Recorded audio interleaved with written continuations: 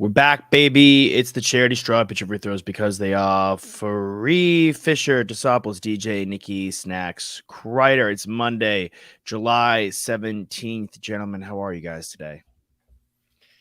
It's Monday. It's good. Okay. I'm good. I'm chilling. Cool. Good to hear it. Good to see it. Tossed with the mustache on a Monday. Yeah. Shout out to Carlos Alcaraz, who won Wimbledon yesterday and beat Novak Djokovic. Joker had won 4 Wimbledons in a row. Carlos Alcaraz is 20 years old, and Novak won his first major when he was 20. Carlos won his first major when he was 19. He has a U.S. Open and Wimbledon already under his belt. They're about to go play the U.S. Open. So if he wins that back-to-back, just an interesting thing. If this guy is healthy and here to stay, like, this is the type of guy that can be the next wave, the next type of player like Novak, like Fed, and like Nadal. Just pretty impressive. He had only played on grass like 5 times in his career. Yeah. So to pick up being able to play at that level that quickly and to beat Novak, who's like, let's be honest, he's 36, but he's still very much in his prime. He was the number 2 player going into the world. Yeah. Or going into this tournament, he's number 2 player in the world. This kid is number 1 in the world. Novak won Wimbledon when he was 24. And that was the first year where he had been the ATP's number 1 ranked player in the world. So Alcaraz has already gotten Wimbledon faster than him, and he has already been the number 1 player ranked in the world much faster than him 4 years prior. So just a couple of comps out there. And obviously I think Novak's sustained longevity and dominance is why a lot of tennis players would consider him the GOAT right now, just because he was able to do it for such a long time and not get severely injured throughout that run. And he still has more majors to win for sure. Like he's not slowing down. I expect some sort of like LeBron-esque, Tom Brady-esque run for him into his early 40s, I would say. Tiger or Joker. Until he can't do it. Yeah, I'm saying Joker. Yeah. Joker. Yeah. I would say Tiger for Carlos, though. A young type run where, at least it seemed like for Joker, for Federer and Nadal, they all had each other throughout the entirety of their careers. But for Alcaraz, now he's the young guy to come through. I'm sure there will always be guys. We're probably besmirching a couple of guys that are pretty talented. But it seems like he's head and shoulders Troy Polamalu a bit above everyone else. And I want to give a shout out to a friend of the show, Nacho Arenas, who trained with him in Spain when he was like 16. He's known Carlos his whole life. Whoa. I wish he had told me. How old was Carlos though? Dude, since Carlos was 16. Oh, Carlos was 16. Okay. Oh, so yeah. Just from 16 till now.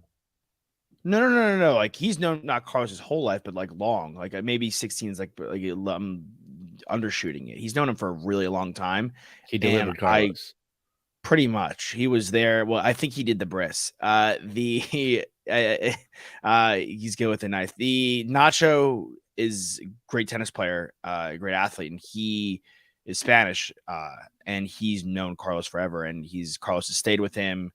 He's work trained with Carlos and other tennis players overseas. So he's been at matches where he's won, I think, major tournaments. So I wish, and he's been telling me about him for years, and I wish he was telling you about it, Alex, because you like tennis a lot more than I did. And I was just like, all right, whatever. Like, and now we're here and this kid's unbelievable. I'm like, wow. Like, it's one of those moments where like, we could have been the Brian Windhorst for this kid, but we missed the boat. I mean, I do like tennis, but I also just like legacy and dominance in sports. And I think it's really exciting. I mean, we talked a lot about Barry Bonds last week. We've been talking a lot about Shohei Ohtani this entire MLB season and his entire career. Like, there just feels like we're at the point where, at least in our lifetime, like guys like LeBron, guys like Federer, Nadal, you mentioned Tiger Woods, like a lot of these guys are already retired or are about to retire. And there's a new wave of talented athletes to come up. And yeah, I get excited about what their potential legacy could be in a sport like tennis, where it's all about the majors. It's all about the big wins. And this guy has 2 of them. and he just turned 20 in May. Like he literally just turned 20. And drink illegally in the United States. Exactly. He's going to maybe win the U.S. Open here in the fall, and he might not be able to drink at that one. He would have won 2 U.S. Opens and not been able to celebrate with an alcoholic beverage after the fact. So legally, right. Well, yeah, they do make fake IDs in Spain as well, I'm sure. But I think in Spain the drinking age is 18.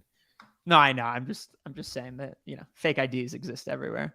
But it's Carlos cool. Alcaraz had a fake ID that said McLovin. Dude, McLove is getting a lot of run. He's on there's some new like maybe ABC or Fox show where it's like a bunch of celebrities stuck in Arizona, but they're pretending that they're in space. And I don't know what the show is called, but basically a guy came up to, I think he was from like Real Housewives or Vanderpump or something. He came up to McLovin. He was like, I'm not going to call him McLovin, but like, dude, I love your work. I respect you a lot. You're hilarious. And then Marshawn Lynch was like, yo, McLovin, what's up, McLovin? Yeah, I saw that. Really funny. That's amazing. Yeah. It's one of those roles where you really never have to do anything again. I know he did role models, but it's one of those things where you can just hang your hat on and be like, that's like, I don't need another hit. I'm McLovin. And that's yeah. All right. Well, we're talking about greatness. Let's keep it going. One of the best QBs to ever do it, and he's also a very young man, is Patrick Mahomes.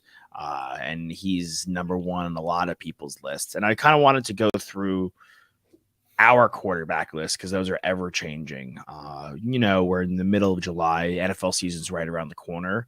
And I wanted to get kind of get a grasp of where you guys' heads are at. Like, who's your top 10? Where do you have guys ranked?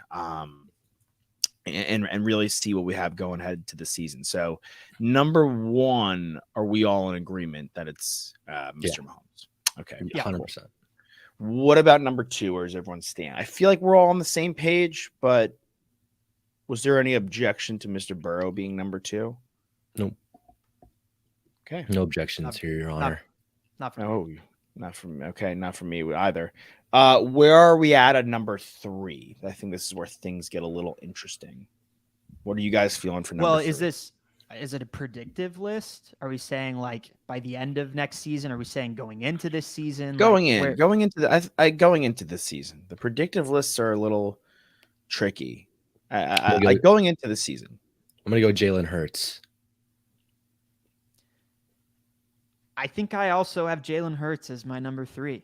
Like I'm like water in this segment. I'm trying to be fluid. I'm trying to be here and discuss, and I can't argue against Jalen Hurts because if you go down the line for the remaining young quarterbacks, he's the only one that's been to a Super Bowl. And been to a Super Bowl. He's going into this next season healthy.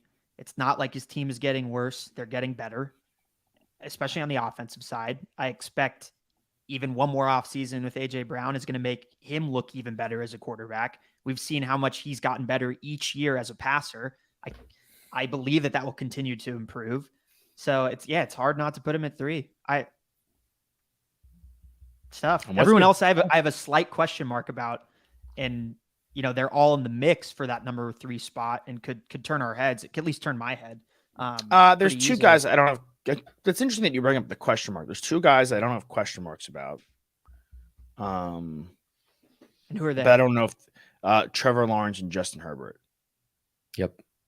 I reposted our Lawrence versus Herbert little shindig this morning on TikTok. We'll be bringing the Jacksonville Trevor Lawrence fan. He'll come back and feature on the show sometime this summer, which will be exciting. Great dude, a little gross. But to me, those guys I don't have question marks on. They were just been young or bad coaching at times. I really think that Herbert to me shows up and shows out. And then Trevor Lawrence from the second half of last year was pretty exceptional. And the dude's a proven winner. So those guys I don't have question marks. I don't know if they're my 4-5 per se, because I don't know if their ceiling as high as some of the other guys that we could throw out and throw into the mix. But those are the other two that I don't have question marks on. Yeah, it's not question marks on the individuals themselves, but rather sometimes the circumstances that they're playing in that would disallow them from being the number 3 spot where I have Hurts. Like it's circumstantial for each guy. Obviously, I'm not disputing their talent. I have Herbert as 4 on my list personally. I would say that as well. And then I'd consider Lawrence as 5. I have him as 5. I think we're very aligned here. I have 0. I'm with it wholeheartedly. I'm happy with Herbert at 4. I'm happy with Lawrence at 5. Like I really think this is gonna sound crazy. I think at 6, and I know I was harsh on him for a large part of the season, but when he plays, he is the MVP, and the team is amazing. And if everyone's healthy going into the season, they add Odell Beckham Jr., they add Zay Flowers. J.K. Dobbins is back healthy. I think Lamar is number 6 for me. Yeah, I can't question that. Availability, though, it's the one thing. But I mean, when he's on the field, yeah, of course. Yeah, I don't have him as 6. I have him as 7. You have Josh Allen at 6. No, I have Aaron Rodgers at 6. I'll probably take Josh Allen at 7 and Aaron Rodgers at 8 for his number in New York. I had Josh Allen at 8. I like Lamar at 6. I really do. And I think the thing I think we're being a little harsh maybe on Allen, but he really underwhelmed when the lights were the brightest last year. That game against Cincinnati was pretty bad. And I think there's been a lot of games where he is so amazing and so talented. He's truck sticking people. He's running wild. His arm is electric. But then he's overthrowing guys. There's errant passes, lots of heavy incompletions. And he's a guy that can go, 24 of 28 with like 4 passing touchdowns and then another 70 on the ground. But he's also a guy that can go 17 of 36 and just start airmailing and really have bad games. And I don't see that from Rodgers. And I don't think Lamar really has that. Rodgers, though, was unimpressive and he's going to a new team. So I would lean Allen 7, Rodgers 8, but that's probably a tie for me, quite frankly. Yeah, Rodgers mine now. is just like, who do I trust the most out of those 3 guys? And I trust Aaron Rodgers the most wholeheartedly. Yeah. But we have the same 3 guys, just in a different order. So I think. Does it get interesting at 9, 10? Who are your guys' 9, 10s? Who's like in the mix for 9, 10? I think you're looking at guys like probably like Dak, Kirk Cousins, depending on how you feel about Russell Wilson. Goff. Yeah. Is Stafford going to come back healthy-ish and return to form? Does Fields make a big jump? Is Tua fully healthy? Tua. Which to me, the least amount of question marks. I have Dak at 9. Just based off. I like that. He's on the field. He's incredibly productive. I know he had some turnover woes last year, but I trust the guy based off of his career to have him at the 9 slot. I have Dak. I would do Dak 9, Cousins 10. I'm a Cousins guy. I am. I don't think a lot of. I do love my Cousins. I don't think a lot. I just don't.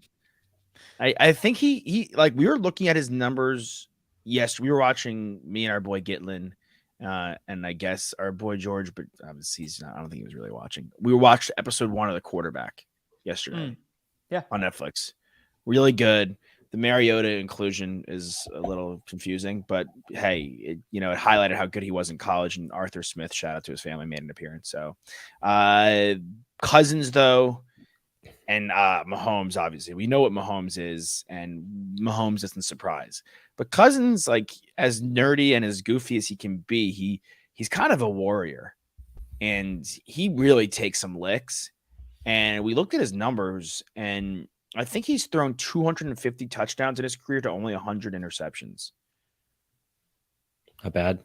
It's not bad at all, man. He's pretty good. And it's that 10 spot I would go him, but obviously Stafford, Russ, Goff.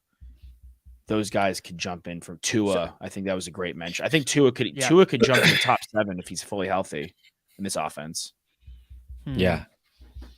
I'm throwing Interesting. Tua in at 10 just for that reason. If he's healthy, yes. And I'm cool with Dak at 9 just because he's proven. But Goff for me is close. I'm with the Goff being close. He is close, but is he better than Kirk Cousins? No. He's not in my opinion. I will say, Josh, He was last year. He had better stats last year. He did have better stats last year. That is true. But Kirk wasn't bad though. Kirk was a very solid quarterback last year.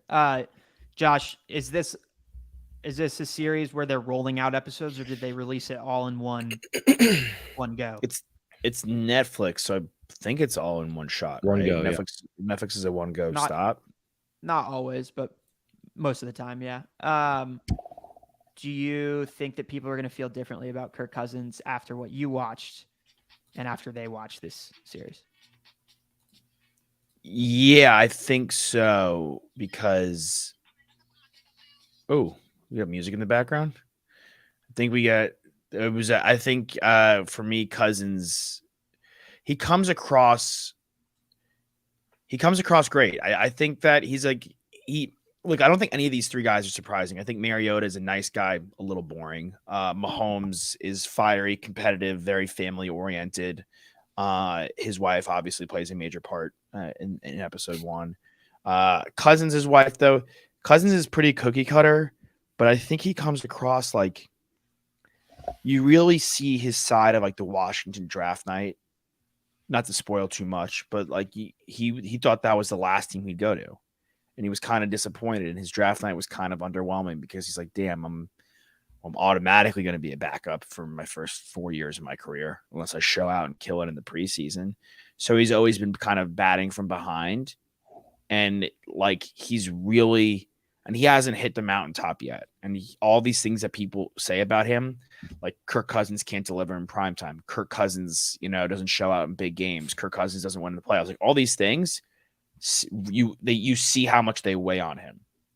He's not like, oh, F the media and F these people for like saying this about me. He feels it too. Like he's like literally, his is a bit more somber. He's haunted by like the losses, I think he says, and the errant throws, like, and he brings up plays where he missed guys, and you see him like what it's like to learn a new offense and so on and so forth. And I think that he becomes across as much more likable. And I think the 2 starting quarterbacks, in my opinion, that have gotten the toughest way to go have been Dak and him over the last 5 years. I think Dak has gotten a really, really, and these are 2 4th-round picks, guys that were not supposed to be franchise quarterbacks when you look at how they're drafted. We know why Dak has that. It's because he plays for the Cowboys. Anyone who is quarterbacking the Cowboys is going to get an extra amount of scrutiny and have it tougher than anyone else in the NFL. I mean, Tony Romo, same thing, undrafted guy, a guy who was not supposed to be drafted and be as good as he was, took a ton of scrutiny. Yeah, especially guys who are drafted or undrafted at that level, with the expectation being lower. As soon as they perform at a high level, then the expectation completely changes, especially in a market like Nick's saying for the Cowboys. But that's cool, man. I like hearing that about Kirk, because I feel like, he's not one of the most beloved quarterbacks. He is a highly criticized quarterback. He is not the swaggiest quarterback. He's got media moments out there of like him wearing the chain last year, which like was basically a lot of people were making fun of him, right? Like we're making fun of him, but also like laughing with him.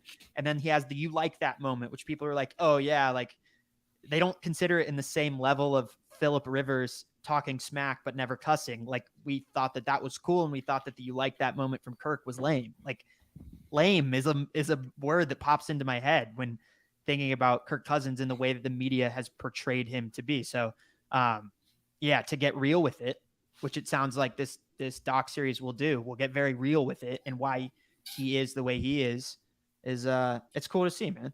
And in the offseason, is the number 1 wide receiver for a lot of people in the NFL said that he wasn't a top 5 quarterback, right? Like, and he's not, right? We just had him as the number 10, and Nick, you had him outside the top 10. but like we're making a list objectively. This guy plays with the same guy on his team. Like you would expect that sometimes a wide receiver would give some extra love to their QB. So yeah, he's always had the odds stacked against him. Yeah, I think that the Jefferson thing is it's kind of a tricky path for Jefferson. Like everyone knows his quarterback's not a top 5 quarterback. So Jefferson's saying that's not his fault, but at the same time, like I knew Cousins had to come out and it's a statement. He's like, well, I think Addison's going to help. I think it'll help replace Thielen, but he's a little bit more athletic. I think a full year with Hawkinson is nice. I think Madison, hopefully, I'm a little worried about their run game a little bit, but like Leonard Fournette's still out there. Like they could, if they really want like a viable backup behind Madison, who's had some playoff experience and a championship. I think playoff Lenny is, a good guy that they bring in the mix. But yeah, I mean, you pretty much see like, okay, Mariota is a great college quarterback that just didn't work out in the NFL. Mahomes is Mahomes. But yeah, guys like, I think I bring Nick, you're right. Dak gets a tough way to go because he's in the Cowboys media. But I think coming back from his injury was so gruesome that he came back with the ankle. It was so bad. Worked his way back and played at a high level. Everything with his brother's suicide. Like the guy has had a lot to deal with mentally himself now off the field. And, I think how valiant he's been. And he's got 2 head coaches now multiple offensive coordinators. I think that multiple running backs, Zeke is obviously heavily criticized. Like, yes, it is the Dallas team. They're going to be under the microscope. I'm curious if a full season of Gallup, Cook's in the mix, the new tight ends, Jalen Tolbert. Like, I think this Cowboys offense can really fly. So I think that this is the year that Dak puts it together for me.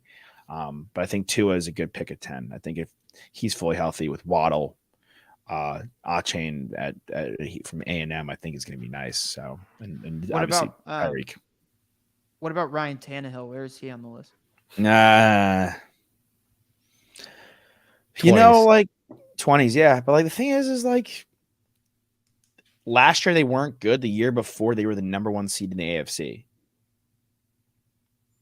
Like they weren't Derrick good. Henry was also going for 2,000 yards, right? Was it this year before? I'll double check. Is this you rationalizing the Hop trade? I want to hear all the rationalization because I need him personally. I mean, their odds stayed exactly the same when he signed with them, so I don't really see. I mean, I get it. Like, sure, like go out and add him, see what you can do. I mean, you've got 1 year left of Derrick Henry. Let's see if you can kind of take a division that's up for grabs.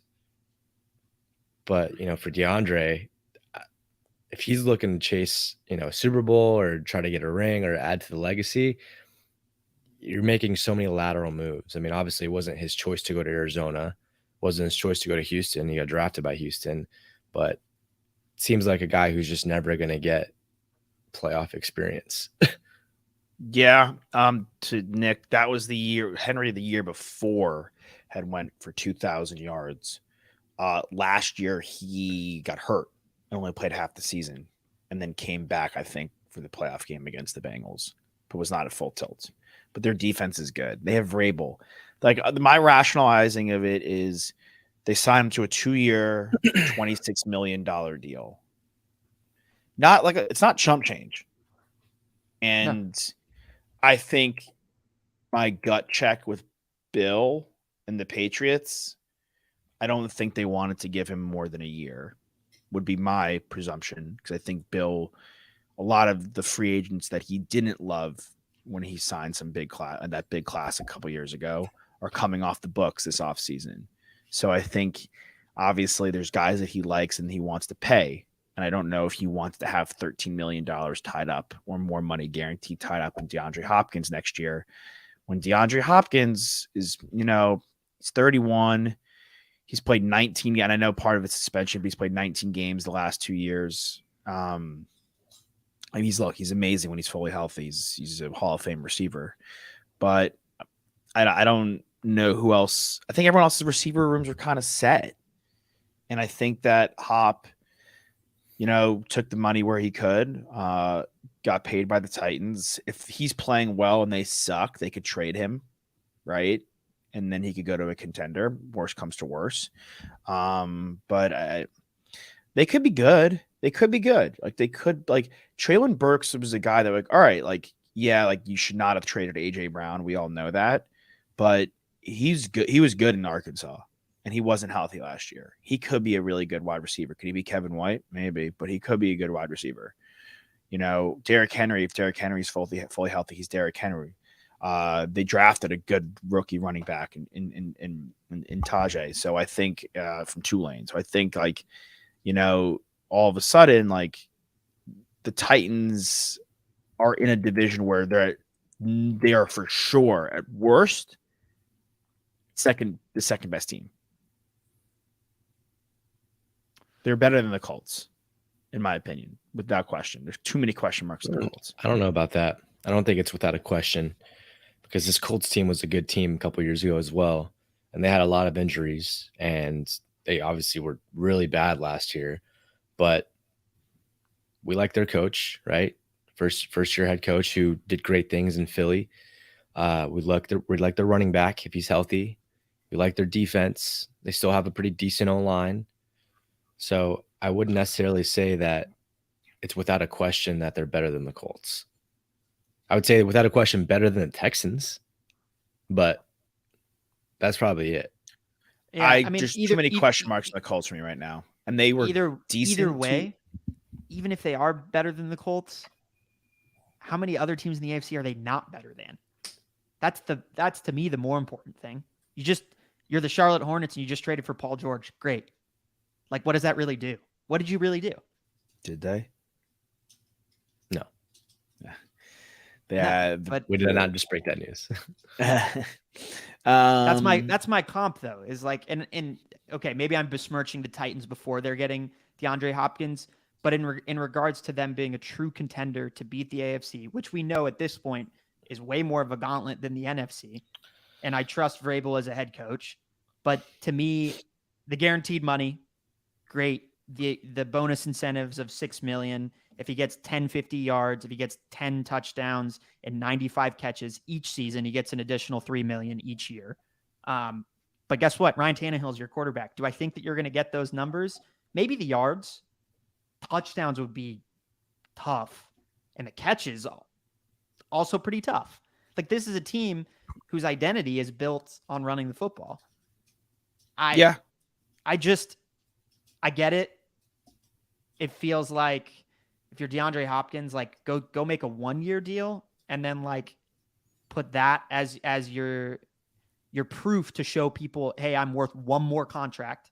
Right now, at the end of this 2-year contract, maybe he wants to retire in 2 years. I don't know. Like, there's a lot of considerations, obviously, that he and his camp are making, but it fits from a football standpoint, but from a him going and chasing a ring standpoint, it doesn't fit to me. Mm-hmm. I don't know why he didn't go to Kansas City then. I think there's like 12 to 10 teams in the AFC that are better than them. 10 to 12 teams.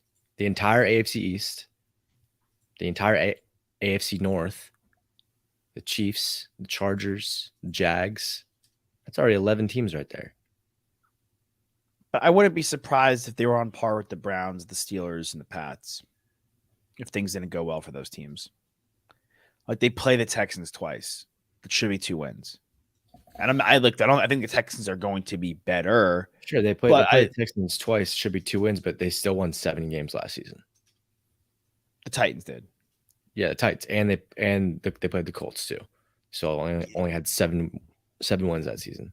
I think, Tannehill had some injuries. He didn't play that last game. Josh Dobbs did. And Josh Dobbs, admittedly, I think unbusted with the boys, even said that he kind of stunk. Look, they won 12 games.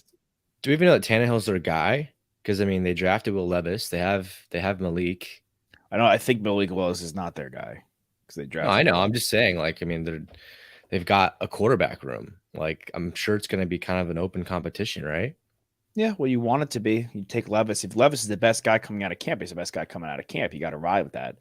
I think they're in a position where, like you're saying, that there are teams expected to be a lot better than them, and you don't have the leniency to, like, your team's not young either. Like, Henry's not getting younger. Like, he's a guy that we thought could be traded. Obviously, you bring in DeAndre Hopkins. You have a couple Bayards, like, a stud safety, but it's not like he's a spring. I mean, he's in the middle. Jeffrey Simmons, though, they have guys on defense too, like Landry Simmons, like, Caleb Fairley. We'll see how he can be for them. Christian Fulton, like, they have some names in the defense, so I'm curious to see how Vrabel puts that together. But it just seems like if I was him and I wanted to win, like, I would go to Kansas City, but I just don't know if he's that guy either. Like, if he would have been like, all right, I'm just gonna go join the reigning champs, like, and ring chase. Like, I don't know if he's that kind of dude. I mean, you did say that he loves barbecue, and Kansas City's got some good barbecue. So does Nashville. But, it's kind of 1A, 1B there when it comes to BBQ. I don't know. I think it's different in football when you're going to, quote unquote, chase a ring, right? Than it is in, like, basketball, where it's like you go and form a big three or go and form a super team. Like, in football, if you're a wide receiver, at least, you want to go play with the best quarterback possible, not necessarily to just chase a ring, but also to help you cement yourself into the Hall of Fame if you're a guy that's trying to continue to build that. If his career ended today, I do believe eventually he'd be a Hall of Famer, but I don't know if he'd be a first ballot Hall of Famer. You know what I mean? And he needs, I mean, the injuries aside and suspension, he needs to have a couple of more big seasons. And if he has Mahomes with him, right? I mean, that's how much better can you get? And of course, Andy Reid too, like, putting together a game plan that can get the best out of him. I don't necessarily think that, like, chasing, or joining the reigning champs is kind of a thing in the NFL that's the same as it is in the NBA. If you know what I mean?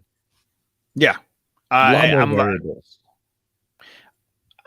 I think that's valid. I'm looking. I just wanted to see where he ranks all time in receiving yards.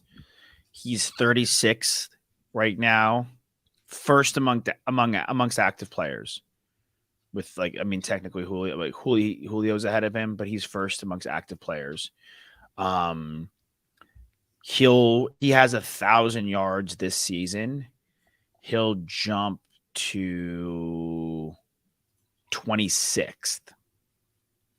He'll have jumped Megatron, who retired early, Michael Irvin, Hines Ward, Antonio Gates has more receiving yards than Calvin Johnson. Shout out to Antonio Gates.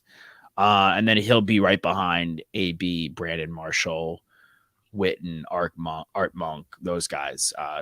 Torrey Holt, I mean, God, disrespected Torrey Holt. But he'll be in that mix there. So if he has 2,000 yard seasons, he'll jump up, to that 1,300 range, and he'll be a top 20 receiver of all time by the time he's 32, and then he'll try 13,000. 13,000. Yeah, crazy. It's a lot of receiving yards. Hey, maybe he went into negotiations with the Titans, and they were like, "You're getting 12 targets a game, man. Like, we're peppering you." True. And I don't know if he gets that in New England. Like, I really don't. Like, you can't trust. They might not even throw the ball 12 times in New England. I hope they do. God. What was it? There was the one game that Mac Jones threw the ball once, right? We won. 2 years ago. 2 years ago now.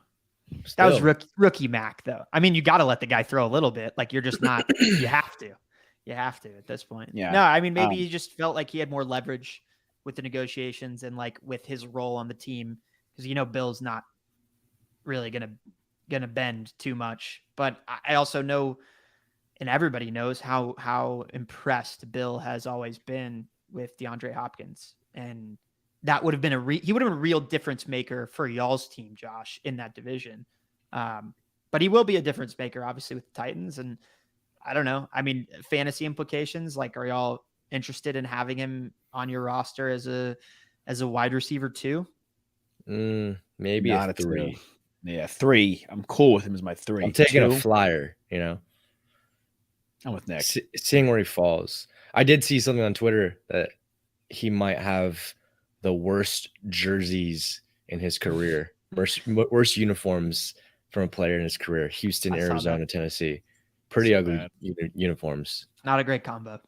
I would say from a fantasy perspective, for me, DeAndre Hopkins, like I would rather have one of the guys in the more quote unquote crowded wide receiver room as my wide receiver. I'd rather have T. Higgins as my wide receiver too than DeAndre Oh Hopkins. yeah. I'd rather have Devonta as my wide receiver too than DeAndre Hopkins. I'd probably rather have. I know Waddle's numbers are a bit skewing because sometimes has massive games and sometimes has games where he's like nowhere to be found and plus Tua. But I'd still probably rather have Jalen Waddle than DeAndre Hopkins as my wide receiver too. Yeah. And I know I'm not I think mentioning guys. I think that's fair. I think like if it's a 2 wide receiver, 1 flex league, or it's a 3 wide receiver league, like that wide receiver 3, that flex position, like that's a great guy to have in that spot. Mm-hmm. And It's then hot. real quick, I did want to say though, before just one more point to Bill, I still think deep down in a weird way, I think he'd rather have Dalvin than Hopkins. I think getting Dalvin Cook is more on his radar than DeAndre Hopkins. Weirdly, for me, if I'm like running the pass and I'm thinking like him, keep him away from Miami, keep him away from the Jets and the Bills, like all the other teams in your division are rumored to get him, keep them away from him. And you have Ramondre Stevenson and Dalvin Cook, arguably the best running back duo in the league. And then you could run play action and just run the football. I said argue. I said argue. I said arguably. Arguably is fair. I didn't say best. All right. Let's go here. Stand pat if you don't think they're going to do anything. Sell low, sell heavy, buy low, buy heavy. I don't even want to play this game, to be honest. Why? Because my team is Oh, suck it up. poo poo. So I feel bad. It sucks. I feel bad. It sucks. I'll say that. Like I was thinking about it, not even talking to you or either of you. I was just driving the other day, and I literally had a thought. I'm like, wow, if I was him, I would be really, really pissed. Thanks. Got you. All right, so we're talking MLB. right. We're talking second half of the season. Yes, sir. Okay. Let's go through Sorry, American League. give me the options one more time. Here are the options: buy big, buy low. Buy big meaning they go out and get a big name, or they're trying to. Buy low means they go and get some like pieces, but not like you're not getting Ohtani, you're not getting Snell, you're not getting Hader. Like you go buy like a lower end Tim Anderson, Lance Lynn, like the White Sox lower level guys. Stand pat, they don't do anything. They chill. They're happy with what they got. They're gonna ride it out into the sunset. Sell low, they like break off like a little pieces, like the Cardinals sell Montgomery, Jordan Hicks, but they don't sell Arenado or Goldschmidt. Sell heavy like the White Sox. They do sell Cease. They do sell Giolito. Mm-hmm. Okay. All right. Cool. Tampa Bay Rays. I think they buy low. They don't like Orioles are kind of sniffing their butthole right now. It's close. You know, they're closing the gap. So they need to at least get themselves a couple more pieces to get them over the hump. I don't think it's kind of sniffing their butthole. I think it's like they're in that asshole right now. Wolf of Wall Street, one of the opening scenes, DiCaprio snorting coke out the ass. Like that's how high they're in there. They're really in there. So do you think they get spooked and like get involved in the Ohtani thing, or they don't want to give up the juice? I don't know. I mean, it's not really on brand for what they do. They've never really been the type of team that goes out and makes a huge splash like that and gets rid of the guys in their organization, their farm, because they're such a homegrown team that, I mean, and they've got a great farm year in and year out. So they might just kind of stay the course. Okay. That's interesting. They are in first and do have the best record in the American League. Orioles right behind them. Toss, we'll start with you. What do you think the Orioles do? Stand pat. They have a young team. They're not tied up money wise in a lot of different guys. I agree. What's left to do except coast on your young talent, and like they're eating right now. You just said it. They are sniffing the Rays. Like, they're doing exactly what they need to do and way more than that right now. I think if they add anything, it's an arm, a rental arm, right? Or even a controllable arm, like they go out and maybe try to see what they can get for Corbin Burns or something like that. Who's not having like the best year, but I think he had a pretty good weekend. I think he punched 11 dudes. He did. He punched him right in the kisser. But yeah, I think pitching would be the big thing that they need to add there. But Toss is right. I mean, the team is so young. They've well overachieved this season. I mean, they're in the mix right now. They got the second best record in the AL. And if this team can continue to do that year in and year out, don't move any pieces around. Yeah, let them you don't need to continue. give anything up when like right now you're making the playoffs. Go to the playoffs, put up a good fight, keep the momentum riding. Maybe even something more than that happens. And then next year when you're there again, okay, now we can buy low. Or now we can make a big splash move if we want. Hey, you got the number one prospect in baseball too. So you do. Really good position that the Orioles are in right now. I'd argue maybe the best position that anyone in baseball right now. Okay. Let's go Jays, Sox, Yankees in that order. What do you guys think? I could see the Jays buying low. Sox are probably going to sell low. And Yankees, I don't know. I'm Nick. Will you have any instincts on the Yankees? I mean, the Yankees are the Yankees. I think they buy big. I think they try to go out and do what they can. Otherwise, they're going to burn New York down if they don't really try. Because there's only two. I mean, Yankees and Boston are both only 2 games out of the wild card, so it's not impossible to go out and seize that. I think Yankees are going to try really hard to either get Ohtani or maybe try to get Soto if he's available. I say we actually are. I say we make good friends with the Cardinals. We're in that Montgomery, Jordan Hicks, Jack Flaherty range. I'm speaking of the Red Sox. I think the Red Sox go after one of those 3 arms. Maybe in look, like in a good setting, we get 2 of those, which would be amazing. What about let's go the whole AL Central, top down: Twins, Guardians, Tigers, Sox of Chicago, and Kansas City Royals. I mean, it's in fire sale for Chicago White Sox and everybody. Yeah, everyone. I don't think anyone's unavailable. I think you listen to any offer on the table, even for Luis Robert. I mean, it's going to take a lot. I mean, a lot to get him. But you listen to everyone on anything. I don't think he's going to get moved, but I'm just saying. Kansas City. I mean, besides like Bobby Witt Jr., like you listen. And then Detroit, I mean, they're young too, but besides, Spencer, Torkelson, right? Yeah. You listen. And then I think Cleveland, you listen as well. I mean, Jose Ramirez is the guy that like has been with him for so long and is on such a team-friendly deal that you can get a lot for him. I mean, he could really make a big difference to a lot of teams that are headed to the playoffs. And then Minnesota just, stand your ground, I guess. Maybe add a couple of pieces here and there. Buy low. Yeah, I like that. Bieber's out, McKenzie's out. Like what makes the Guardians so great, like they just don't have that going for them right now. I think the Ramirez on a team friendly deal, like you could really get an arm and a leg from him. Like looking at a team like, maybe one of the NL West teams, like the Giants, Dodgers. Yeah, like suck their farm dry. Absolutely suck them dry. Okay, let's close with the AL West because I think we're running a little low on time here. Let's go AL West. The Jers, the Stros, the Mariners, the Angels, which I obviously want to delve into more, and of course the Oakland Athletics. Toss, you want to start off? It's your team.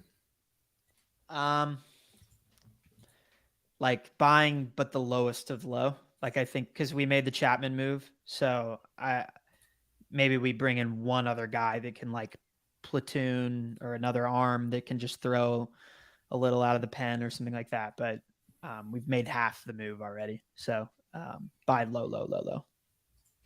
Yeah, I'm with you. There's not really any big splashes that you really need to make. I think the Stros are in the same boat. I think they try to see who's available starting pitching wise.